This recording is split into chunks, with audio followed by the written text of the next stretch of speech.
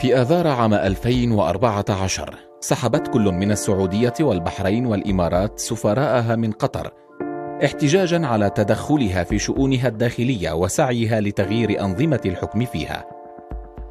وسائل الإعلام المحسوبة على تلك الدول حينها شنت حملات إعلامية على قطر وسياساتها التي وصفت حينها بالمعادية. ملخص القصة فيما تقوله الرياض وأبو ظبي والمنامة عن سلوك الدوحة المعادي لها. رأى المراقبون حينها في الخطوة التي أقدمت عليها الدول الثلاث تحركا غير مسبوق خلال تاريخ مجلس التعاون الخليجي الذي يمتد 3 عقود.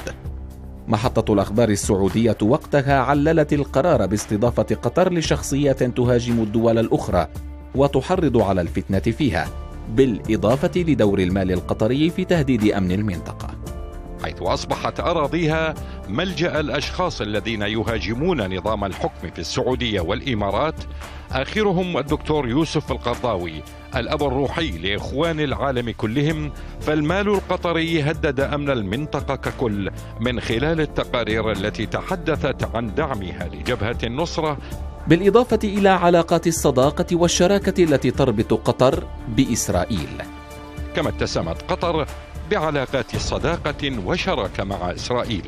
اليوم وبعد مرور أكثر من 10 أشهر استجد على الساحة الإقليمية وخاصة في مصر أحداث جديدة تصب في مجملها في مصلحة المحور الإماراتي السعودي، على رأسها استحالة عودة الإخوان المسلمين إلى الحكم مع ما حملته براءة مبارك من مؤشرات، وليس آخرها فشل جميع الدعوات لثورة إخوانية جديدة بعد حكم البراءة. في الإعلام كما في السياسة لا وجود لحاكم غير المصالح، ولا خدمات تقدم بالمجان، حملات إعلامية لا تنفصم عن سياسة الدولة التي ترعى وتمول. أنت نزلت بالحوار إلى مستوى متدني، لن أسمح لك بالمشاركة معي. أنا أعتذر منك، لن أسمح لك بالمشاركة معي في هذه الحلقة ما دمت تتحدث بلغة شوارع لا نسمح بها هنا في قناة الجزيرة في أثناء الحوارات. بعد نحو 8 أشهر حلت جميع المشاكل مع قطر بعد اتفاق الرياض، وبعدها بنحو الشهر قطر تستقبل اجتماعا لمجلس التعاون الخليجي، وحتى الحرب الإعلامية توقفت، وفي الاجتماع نسمع مجاملات بين الأمير المضيف وولي العهد السعودي. أعطي الكلمة الآن لأخي صاحب السمو الملكي الأمير سلمان بن عبد العزيز آل سعود ولي عهد المملكة العربية السعودية الشقيقة. تفضل. يسرني في ختام أعمال دورتنا الحالية المجلس الأعلى أن أتقدم بالشكر والامتنان لدولة قطر الشقيقة حكومة وشعبا على استضافتها هذه الدورة التي جسدت اللحمة بين الأشقاء وأكدت التصميم على المضي قدما في مسيرتنا. وبهذه المناسبة يسعدني ويشرفني أن أنقل لكم تحيات مقام سيدي الحرمين الشريفين من عبد العزيز آل سعود. هل انقطعت علاقة الصداقة والشراكة بين قطر وإسرائيل التي قالت المحطة السعودية سابقا إنها كانت سبب سحب السفراء الخليجيين من الدوحة؟ ما الذي جرى إذن؟ كيف تصالحت هذه الدول وبرعاية من؟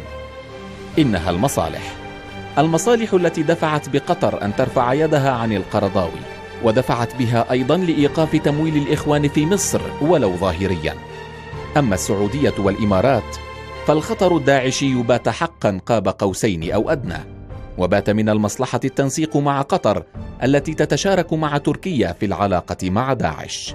فلا أمن لآل سلول وجنودهم، ولا راحة بعد اليوم، ولا مكان للمشركين في جزيرة محمد صلى الله عليه وسلم.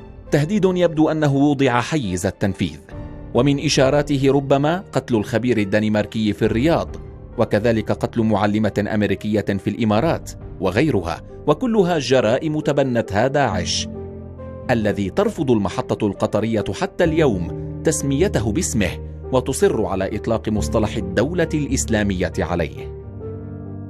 وسائل إعلام تثبت متابعتها أنها أداة بيد ممولين يعطون أمرا بهجوم إعلامي فينطلق، ثم أمرا آخر بالتهدئة فلا يتأخر تنفيذه، بصرف النظر عن ركاكة السياسات الموجهة. يسعدني ويشرفني أن أنقل لكم تحيات مقام سيدي العام الشريفين من عبد العزيز آل سعود. أكد مجددا حرصنا